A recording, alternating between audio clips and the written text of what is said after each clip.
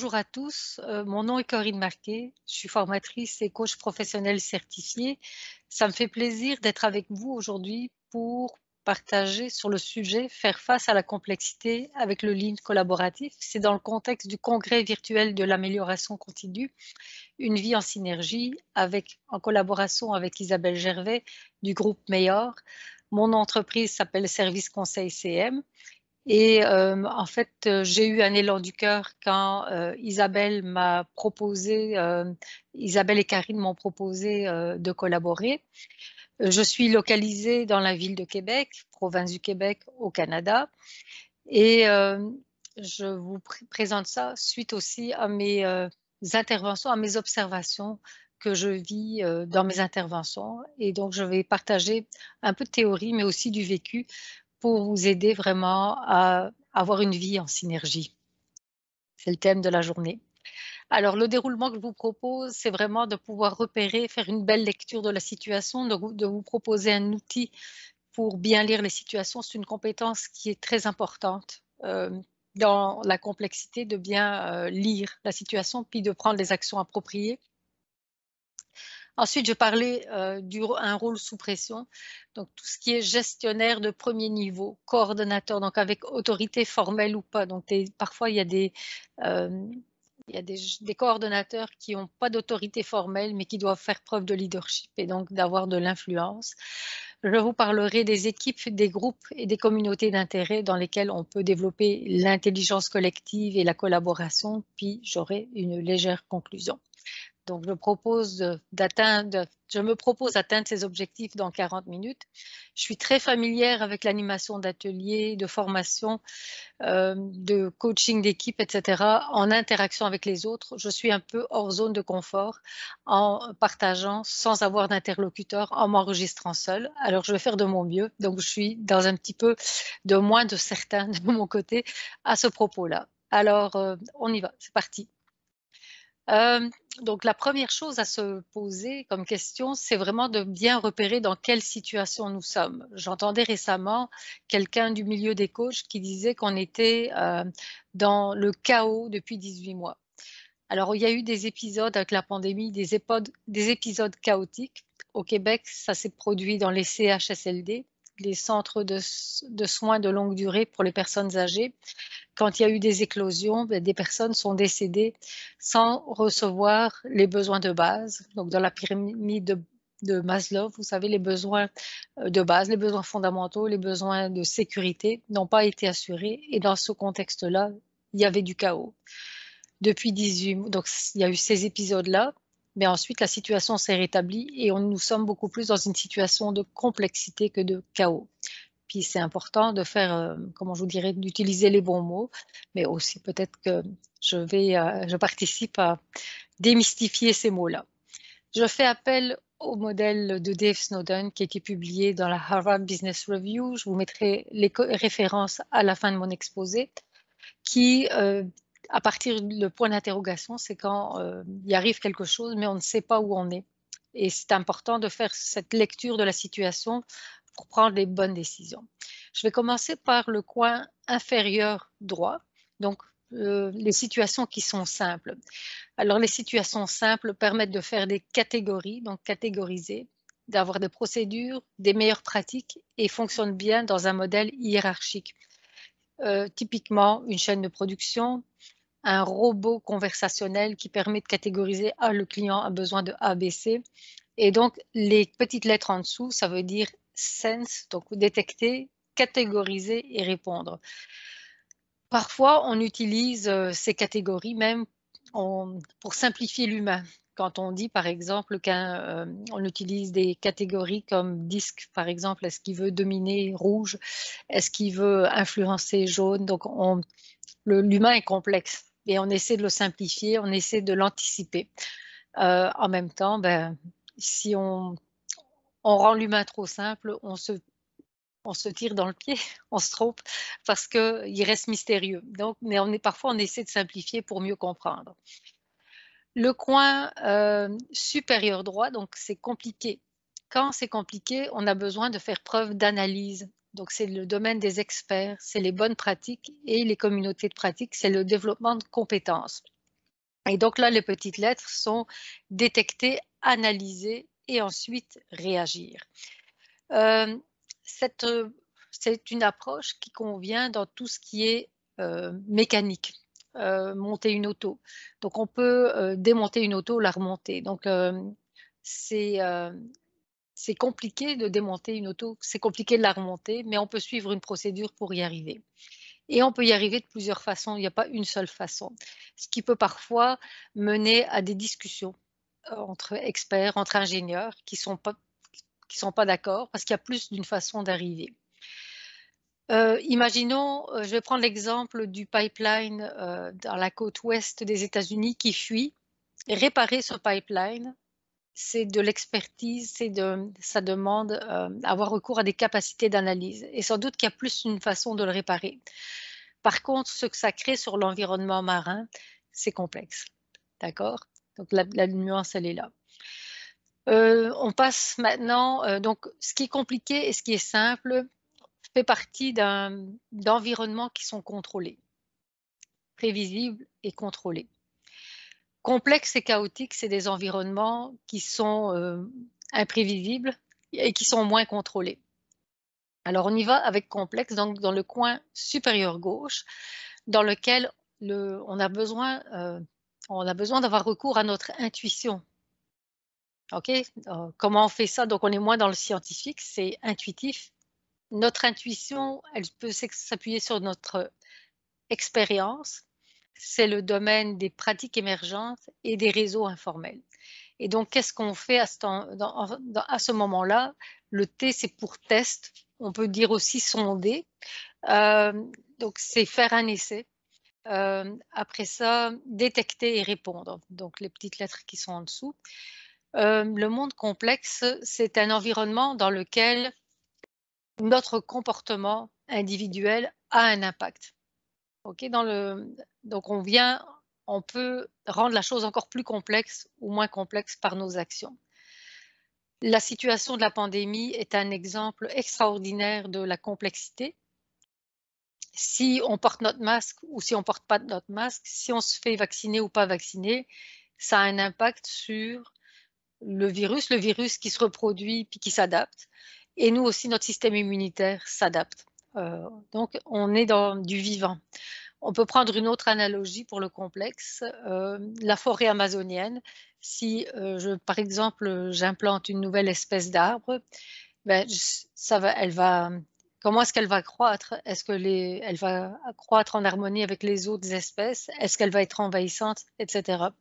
Donc, quand on travaille avec le vivant, on est plus dans le complexe. Et pour finir, on a le chaotique, où dans le chaos, ben, il faut prendre action.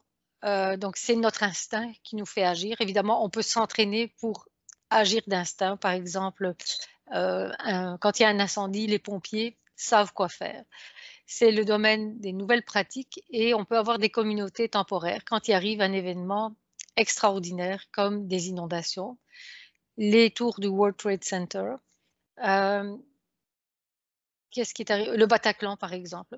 Et donc là, il faut vraiment agir en premier. Après ça, détecter et répondre. Donc, on ne peut pas ne pas agir dans le chaos. Et c'est le domaine ou la situation dans laquelle on apprend le plus parce que on est vraiment en survie. Si je prends le Bataclan, l'armée attendait les instructions, attendaient le feu vert, attendaient un ordre, donc fonctionner comme dans le compliqué, pour pouvoir entrer dans le Bataclan. Il y a un commissaire de police il y avait son arme de poing, qui a décidé de désobéir, y rentrer, puis il a mis fin à la vie d'un terroriste. Et donc parfois, dans le chaos, pour résoudre les situations, on fait de la désobéissance, on sort de la boîte, on sort think out of the box. Je vais vous mettre dans les liens la référence on peut faire des chaos dans lesquels on a de la sécurité. Parfois, on fait des bootcamps, donc des stationnements qui sont loués avec des petites tentes, puis il faut avoir résolu quelque chose, des activités de survie sur une île ou pas, c'est pas obligé. Donc, on génère de l'apprentissage de cette façon-là. Et dans les liens, je vais vous mettre le lien de Meo Wolf qui se trouve à Santa Fe. C'est un ancien salon de quilles qui a été converti dans une maison extraordinaire. C'est une maison dans laquelle il y a des tables qui bougent, mais aussi quand, par exemple, on ouvre le frigo, ben, on entre dans un nouvel espace. C'est comme on peut rentrer dans le frigo puis entrer dans une autre dimension. Et donc, ça génère un petit chaos, mais on est en sécurité. Donc, pour générer l'apprentissage, ça peut être une bonne façon de créer un chaos, mais dans un environnement contrôlé. J'en reviens à la complexité avec la suite de mon exposé. Donc, les types de leadership il y a des types de leadership qui sont plus appropriés, donc qui correspondent à certains individus. Donc, ce qui caractérise les individus, c'est notre personnalité, nos traits de caractère. On a le quotient intellectuel, notre quotient émotionnel aussi, notre capacité d'agir et de réagir avec les autres, avec une certaine intelligence. Et donc, je vous parle justement, tout à l'heure, je vous parlais des catégories, on simplifie l'individu. Et dans le modèle simple, un leadership directif donc, est le plus approprié. Donc, on est en train de, par exemple, la chaîne de production de vaccins, on n'est pas en train de jaser, de faire de la placote. Il faut vraiment produire, il faut que ça sorte. Il faut qu'il y ait une demande urgente et il faut les produire dans un environnement contrôlé. Donc, ça convient à cet environnement-là. Le leadership réflexif pour le domaine compliqué, donc quand il faut analyser, donc ça peut être des analystes informatiques, donc des gens qui observent la réalité, puis qui réfléchissent, qui essaient de la modéliser. Donc là, ça prend une énergie plus analytique, une énergie plus bleue. Pour le complexe, comme c'est des situations qui demandent une vue un peu holistique, le fait de se mettre ensemble, donc d'être en plusieurs personnes pour résoudre les situations, la diversité de pensée est bienfaisante dans les environnements complexes. Donc c'est pour ça que j'ai écrit leadership collaboratif. Pour le monde chaotique, eh bien, ça prend un leadership de gestion de crise. C'est des personnes particulières qui arrivent à faire ça. Moi, je me sens pas très confortable. Je suis capable d'en faire un peu, mais je suis pas confortable dans ce genre de situation-là. Ça me coûte après en récupération. Il y a des personnalités qui sont très bonnes dans cette situation-là et qui sont pas bonnes dans les autres, qui sont pas bonnes dans des environnements ordonnés ou contrôlés. Donc, qui savent générer une action, une mobilisation quand les besoins de base sont menacés. Donc, leurs besoins de base à eux ou de l'environnement. Et donc, ils ont comme ce ressort, cette façon de pouvoir agir. Ah, donc, peut-être que vous pouvez réfléchir dans quelle zone vous vous situez. En fait, les zones qui requièrent de la collaboration, selon mon observation et ma pratique, donc ça peut être dans le compliqué, le complexe, sur la frange du chaotique, mais dans le chaotique, on n'a pas le temps de faire du blabla, de faire du consensus. Dans le chaos, il faut quelqu'un qui fonce. Dans le monde simple aussi, quelqu'un qui commande. On ne peut pas avoir deux pilotes en même temps dans l'avion. On peut avoir un copilote et un pilote, mais pas deux en même temps. Alors, donc, c'est pour ça que j'ai illustré la zone en ovale grisé. C'est cette zone-là. La complexité, j'ai un petit côté artiste, donc c'est comme une aquarelle. On ne sait pas d'avance ce que ça va donner. On peut se pratiquer, mais on ne contrôle pas l'humidité, l'ensoleillement de la journée. On travaille avec le contexte, avec les éléments. Par contre, avec de la pratique, la prévisibilité augmente, mais on n'a pas de contrôle absolu sur le résultat. C'est une aventure. Donc, votre culture est-elle ouverte à l'aventure? Donc, c'est très important. On peut adopter des méthodes, comme il existe des méthodes Lean. Et le secteur de la santé en a beaucoup adopté. Il existe des méthodes agiles. Puis c'est très à la mode. Puis il y en a qui extraient des morceaux des méthodes agiles sans comprendre ou sans avoir creusé ce que c'est la philosophie qui est en arrière. Et donc c'est très important de comprendre la philosophie qui est en arrière et de vérifier que l'organisation ait une culture qui est propice au contexte, qui est propice aux outils utilisés.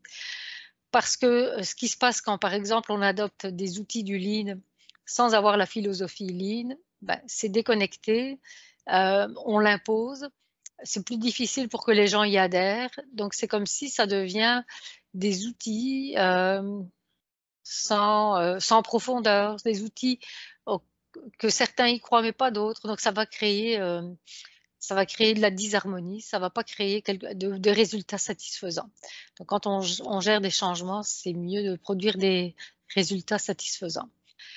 Alors, je pense qu'avec ce que je vous ai montré, donc de bien comprendre, de bien faire une analyse de la situation dans laquelle je suis pour prendre les bonnes actions, pour prendre les bonnes décisions. Je vais vous parler maintenant d'un rôle sous pression et c'est celui, donc je vous ai dit, la fonction de gestion, que ce soit un gestionnaire cadre avec le titre ou que ce soit un coordonnateur qui doit gérer du monde, mais qui n'a pas l'autorité formelle. Et pourquoi ils sont sous pression? Parce que avec la pandémie, eh bien, les gens, donc est venu le télétravail. Le télétravail existait déjà avant la pandémie. Donc il y avait des études même qui étaient faites à ce propos sur le télétravail, des firmes qui avaient recours au télétravail depuis longtemps, comme CGI, donc des firmes informatiques, des firmes qui l'avaient adopté puis qui avaient renoncé, comme IBM. Et donc là, le télétravail est devenu parfois une obligation, c'est devenu une habitude. Au début, ça a déstabilisé les employés, mais maintenant, on constate qu'il y en a beaucoup qui ne veulent pas revenir en arrière, qui aiment ça, le télétravail. Et ça crée plein de complexité parce qu'il y en a qui veulent bien revenir 2 jours par semaine en présentiel au bureau, mais moi, ce serait le mercredi et pas pas tel jour. Donc, chacun avec ses conditions particulières, ce qui vient générer de la complexité pour les fonctions de gestion. Il y a aussi, je crois, le fait que d'être dans on est des mammifères, on est des humains. Le fait d'être ensemble dans le même espace, ça régularise les hormones, ça régularise un peu les comportements, ça norme les comportements. Maintenant, quand les gens sont en télétravail, ils se norment en fonction de leur environnement personnel. Et donc, ça fait pour un gestionnaire qui a 15 personnes à gérer, qui sont en télétravail, 15 environnements qui doit s'approprier, qui doit jouer avec ça. Donc, ça lui demande de l'adaptabilité extrême. Donc, c'est pour ça que c'est un rôle sous pression. Donc, ça leur génère du stress et en fait, ça leur demande de toujours avoir une tolérance élevée. Et imaginons que je reviens de vacances. Je suis détendue et il arrive des choses qui sont non conformes à ce que je souhaiterais. Ben, je vais réagir d'une façon différente que si ça fait 3 nuits que je ne dors pas parce que mon fils a fait ses dents ou si je dors mal parce que la commande, ma logistique, mes livraisons sont en retard, puis je ne sais pas comment je vais livrer mon client et ça fait 3 nuits que je ne dors pas. À ce moment-là, au moindre incident, j'ai moins de tolérance. Donc, c'est pour ça que j'ai représenté les valeurs, puis je deviens plus étroit, si vous voulez, moins tolérant quand quelque chose arrive. C'est les mêmes valeurs, je suis la même personne, mais je suis plus prompt. Donc, qu'est-ce qu'on observe? De l'irritabilité, un sentiment d'isolement de ces fonctions de gestion, un sentiment que j'ai pas de contrôle, c'est pas de télécommande pour arrêter cette pandémie, puis il y a de l'imprévisibilité de la suite. Même si on est vacciné 2 fois, il y a ces variantes qui apparaissent. Quand est-ce que ça va finir? Quand est-ce que ça va s'harmoniser? Et donc, parfois, on voit même des cas d'incivilité, du cynisme, du sarcasme, donc moins de bonté, si vous voulez, entre humains. Pourquoi? Parce que le monde, en québécois, est à bout. Est à bout. Alors, qu'est-ce qui se passe au niveau des équipes, des groupes et des communautés d'intérêt? Mon expertise, c'est sûr, je fais du coaching de gestion individuelle, mais je fais du coaching d'équipe, des cercles de coaching, du co-développement et des communautés de pratique aussi. Donc, c'est là que c'est toujours orienté vers l'amélioration continue, en collaboratif, en collectif. Donc, coaching d'équipe, c'est une équipe de gens qui sont habitués de travailler ensemble, puis ils ont un but commun, ils ont un livrable commun. Des cercles de coaching et le co-développement, ce sont des groupes, donc ce sont des personnes sans lien hiérarchique, tandis que dans une équipe, il y a des liens hiérarchiques, le patron y est, le boss y est. Dans les cercles de coaching et de co-développement, on parle de groupe, donc ce sont des gens qui ont la même fonction, par exemple des directeurs de centres de recherche, des gens qui font du contrôle de qualité, qui veulent développer leur affirmation de soi, donc des groupes de personnes qui veulent changer quelque chose ou qui ont un intérêt commun.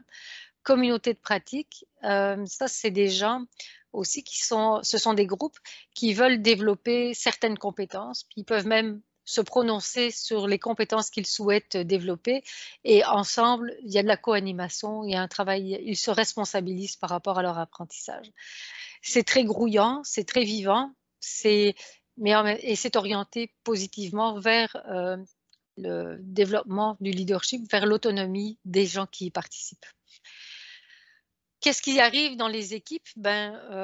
Surtout, elles sont sous pression en ce moment. Donc là, je vous cite Patrick Lencioni, les 5 dysfonctions d'une équipe ou d'un groupe. Donc, le manque de confiance. Donc, en ce moment, comme il y a beaucoup d'incertitudes, beaucoup de changements, beaucoup d'imprévus, le niveau de confiance individuelle n'est pas élevé, et donc, si on n'a pas nourri les liens entre les personnes parce qu'elles sont à distance, ça peut créer un manque de confiance. On n'est plus en mesure de partager notre vulnérabilité quand ça ne va pas. On n'ose pas le dire, on n'ose pas le faire, on n'ose pas demander de l'aide. Donc, on est comme isolé dans son silo, dans sa maison, dans son télétravail. Ça génère quoi? De la peur de la confrontation. Donc, dans la complexité, avoir des débats d'idées, donc sur l'idéologie, sur les outils à adopter, sur comment s'y prendre, parce que dans la complexité, il arrive des choses qu'on n'avait jamais vécues avant, où le contexte a bougé et il faut s'adapter. C'est très approprié d'avoir des débats d'idées pour aller vers une solution. Et comme on n'arrive pas à bien débattre quand la confiance n'est pas là, quand il y a une décision qui est prise par le boss, le chef d'équipe, il n'y a pas d'engagement, ou même par le groupe. Donc, il y a une absence d'engagement. On ne veut pas y aller, on n'est pas sûr d'y aller. Ensuite, évidemment, évitement des responsabilités, ce qui fait que le résultat global, on n'y arrive pas. C'est comme si les responsabilités, quand on évite les responsabilités, on travaille en silo. Ce que le lean management veut éviter, ce que on veut éviter aussi en mode agile, on ne veut pas les silos, les maudits silos. Donc, dans la complexité, les dysfonctions d'une équipe sont plus à risque de se présenter. Il n'existe aucune équipe ou aucun groupe parfait, donc on peut toujours améliorer les choses. Et justement, c'est vers ça que je m'en vais. C'est quoi les 3 caractéristiques du membre idéal? Donc là, je cite encore Patrick Lencioni, quelqu'un qui est humble, qui est affamé, ambitieux, hungry, et qui possède une intelligence émotionnelle. Qu'est-ce qui arrive? Donc, je vais vous donner des situations quand j'ai 2 forces puis qu'il m'en manque une. Si je suis humble et affamé, donc je suis humble et je veux arriver au résultat, mais j'ai moins d'intelligence émotionnelle. À ce moment-là, je pourrais me comporter quelquefois en étant comme un éléphant dans une boutique de porcelaine. Donc ça arrive quand je suis humble et affamé. Maintenant, si je suis affamé, donc je suis ambitieux et que je possède une intelligence émotionnelle, je suis capable de décoder les autres, mais je manque d'humilité. À ce moment-là, je pourrais être un politicien, calculateur, un peu manipulateur. D'accord? Maintenant, si je suis humble et que j'ai de l'intelligence émotionnelle, mais que j'ai peu d'ambition, je pourrais être un beau parleur petit faiseur. Bon, alors, je vous ai dit ça, pas pour que vous jugiez les autres, mais pour vous situer, vous, dans ces 3 cercles, c'est quoi vos 2 forces et c'est quoi le point que vous pourriez travailler? C'est très facile de voir ce qui manque chez les autres, mais chez soi, les angles morts. Alors, je poursuis. Donc, pour vous aider, que vous soyez un gestionnaire ou formel ou pas. Quel changement? Donc, un changement, c'est regarder ce qui se passe, voir que c'est insatisfaisant, puis choisir d'arrêter de faire ce qui ne marche pas, continuer à faire ce qui marche bien et commencer à faire ce qui pourrait faire que ça va encore mieux. Parfois, quand je fais des interventions d'équipe, je demande Ben, qu'est-ce qui va bien dans ton travail? Okay, comment ça va dans ton travail? Plutôt que de mettre l'accent sur le négatif, qu'est-ce qui va bien dans ton travail? Qu'est-ce que tu pourrais faire pour que ça aille encore mieux? Donc ma question est pour en responsabiliser l'autre, en responsabilisant l'autre, qu'est-ce que tu pourrais faire pour que ça aille encore mieux? Puis, sachant qu'on veut se rendre là, comment peux-tu nous aider? Donc ça, c'est le genre de questions que je pose, dans mes interventions d'équipe.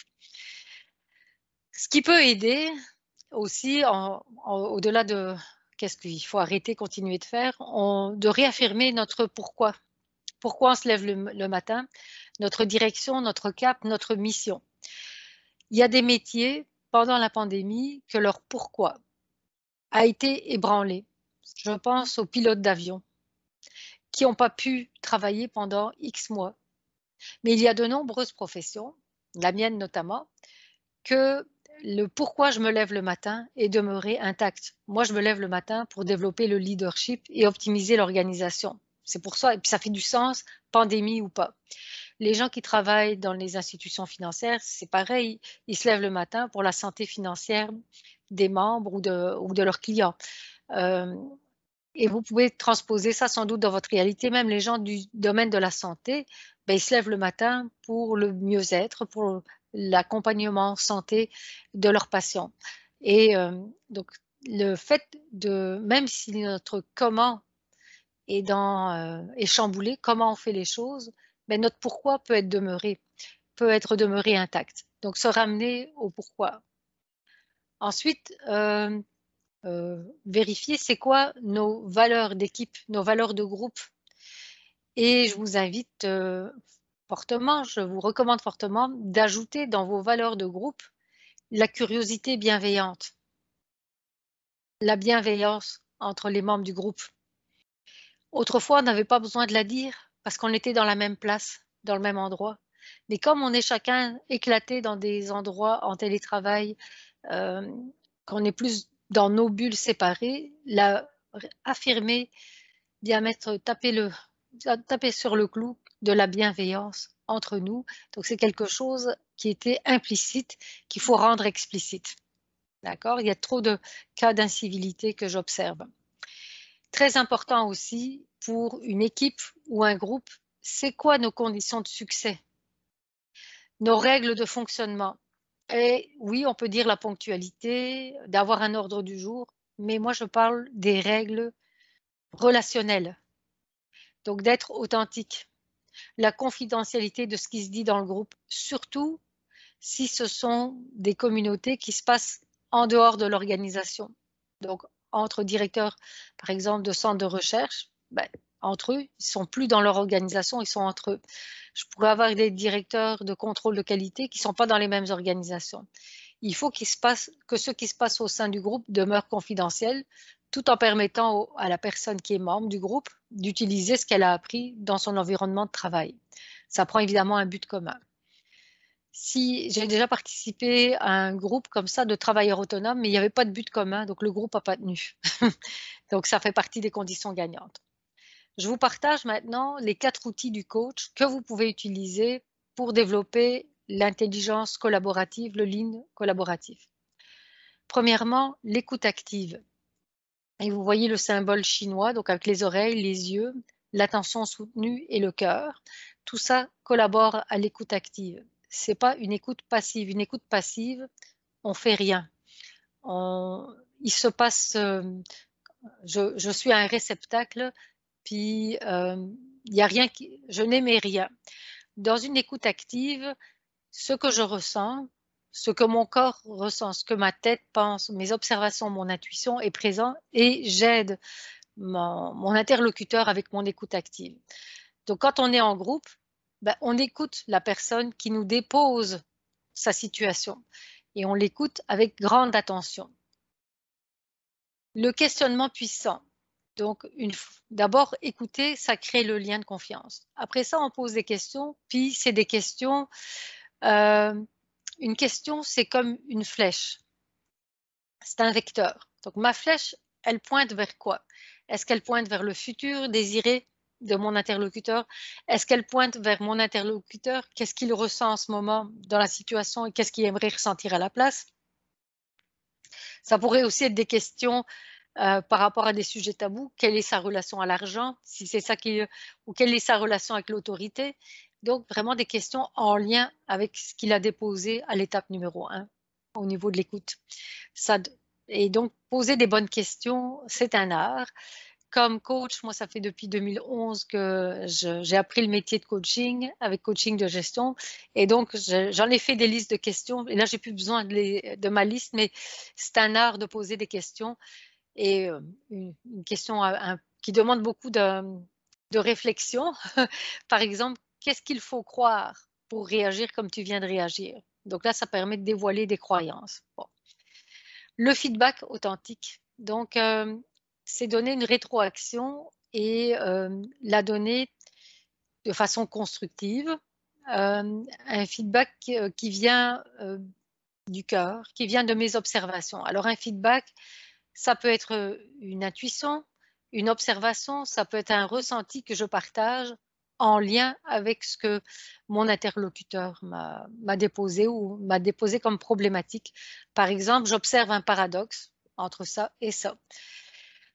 Un feedback authentique, ça peut aussi arriver suite, quelqu'un a fait un travail, puis il me le livre et il y a des écarts entre ce qui était convenu, attendu et ce qui est reçu. Donc à ce moment-là, qu'est-ce que je fais avec mon inconfort, avec mon désappointement? Est-ce que je le dis tout de suite, puis je risque d'être prompt, ou j'arrive à le dire tout de suite, puis ça passe, j'arrive à le dire de façon harmonieuse? Si ça me fâche beaucoup, je risque de le dire d'une façon grossière.